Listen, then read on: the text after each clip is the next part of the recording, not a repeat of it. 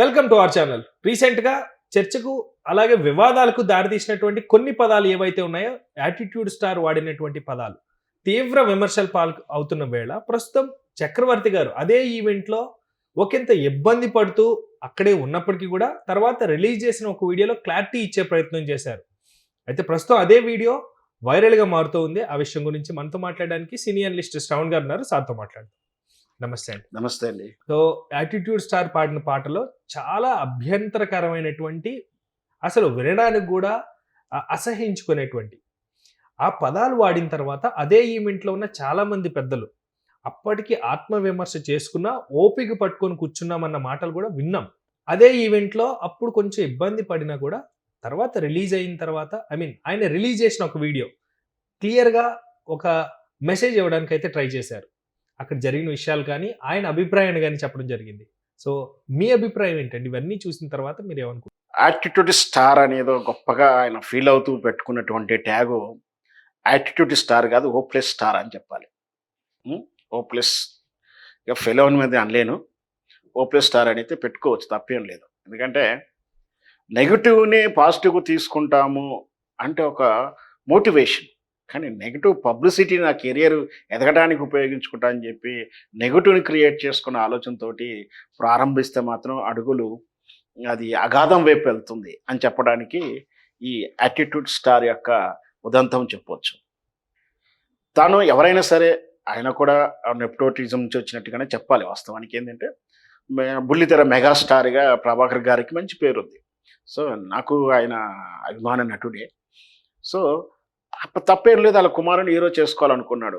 2-3 ప్రయత్నాలు చేశాడు. సరే, మనం దాన్ని విమర్శించేదిగా లేదు.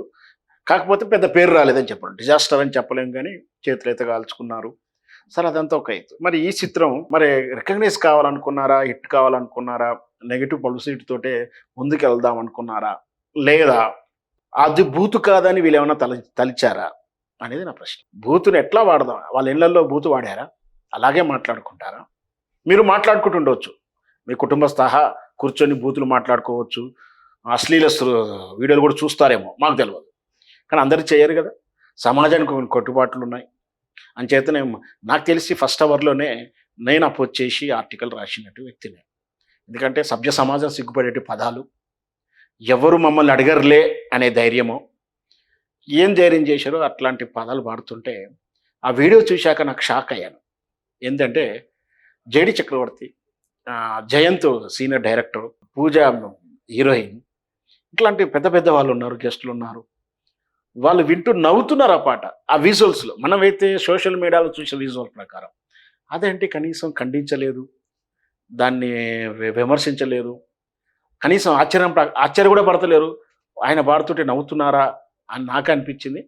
ఆ తర్వాత అందరూ కూడా అదే సోషల్ మీడియాలో కానీ అందరు కానీ అన్నింటిలో కూడా అదే విమర్శించారు. దాంతో చేరి చక్రవర్తి తన మీద పడ్డ అపవాదుని తుడుచుకోవాలనుకున్నాడు. ఆయన వర్షన్ అయితే చెప్పదలుచుకున్నాడు, చెప్పాడు. అది నిజమా అబద్ధమా, మీద పడింది కాబట్టి ఏదో అట్లాగైనా తుడుచుకుందామని చెప్పి ఏదో ఒకటి అన్నాడా అని నాకైతే తెలియదు. మొత్తం మీద నాకు అది ఇంటెన్షన్గా కాన్సన్ట్రేషన్గా వినలేదు. జనరల్గా అయితే మనం అందరం వినాం. ఆ తర్వాత నేను వెళ్ళిపోదాం అనుకున్నాను, కానీ ఉంచారు అంటే ఏదో చెప్పుకొస్తున్నాడు అంత పెద్ద వీడియోలో. చూశాను కొన్ని వీడియోలో. ఎవరు కూడా అతిథిగా వచ్చి నువ్వేదో మాట్లాడుతున్నావు, నువ్వేదో పాడుతున్నావు, నేను వెళ్ళిపోతా అనేంత ధైర్యం ఎవరు చెయ్యరు. కాకపోతే పాట పాడుతుంటే ఆశ్చర్యాన్నో కొంచెం కోపాన్ని వ్యక్తీకరించడమో ఏదో చేసి ఉంటే బాగుండేది. కానీ ఎవరు కూడా గెస్ట్గా వెళ్ళిన వాళ్ళు ఆ పని చెయ్యరు. వాస్తవానికి ఎక్కడో రేర్ సందర్భంలోనే ఉంటారు.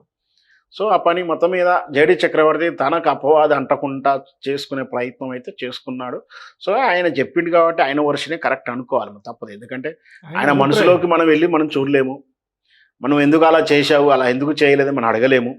సో మొత్తం మీద అయితే జేడి చక్రవర్తి గారు జరిగిన దానికి పాశ్చాత్తాపడుతున్నాడు మాత్రం అర్థమైంది.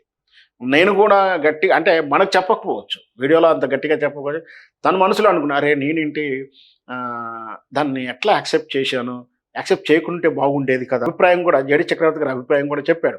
సినిమా షూటింగ్ షెడ్యూల్లోనే ఎక్కడైనా ఎవరైనా బూతు మాట్లాడితేనో, అసభ్యంగా ప్రవర్తిస్తేనో, పేకాడితేనేమో, మనకు తెలుసు సినిమా షూటింగ్ సందర్భంలో చిట్ చాట్ కోసం, టైంపాస్ కోసం కుళ్ళు జోకులు వేసుకోవడాలు, లేదా ర్యాగింగ్ల పేరు మీద ఏదో ర్యాగింగ్ చేయడాలు, పేక ఆడడం, జూదాలు ఆడడం, ఇట్లాంటివి కూడా కొందరు చేస్తుంటారు. సో అట్లాంటివి చేస్తే నేను షూటింగ్ నుంచి వెళ్ళిపోమని చెప్పిన సందర్భాలు, వాళ్ళని మందలించిన సందర్భాలు ఉన్నాయని కూడా చెప్తున్నాడు. సో ఆ పని ఇప్పుడు ఎందుకు చేయలేకపోయాను అని అనుకుంటుండొచ్చు.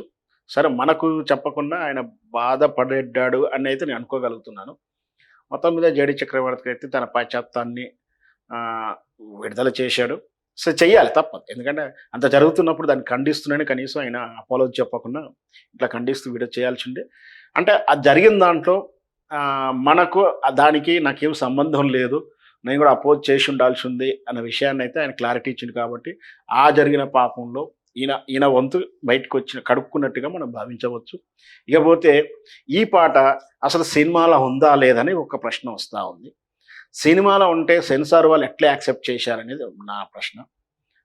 కాబట్టి ఆ సెన్సార్ని కానీ, ఆ సెన్సార్ ఆఫీసర్ని కానీ, ఈ సినిమా సెన్సార్ కావడం కోసం ఎగ్జామింగ్ కమిటీ లేదా ప్రివ్యూ కమిటీ అని ఒకటి ఉంటుంది.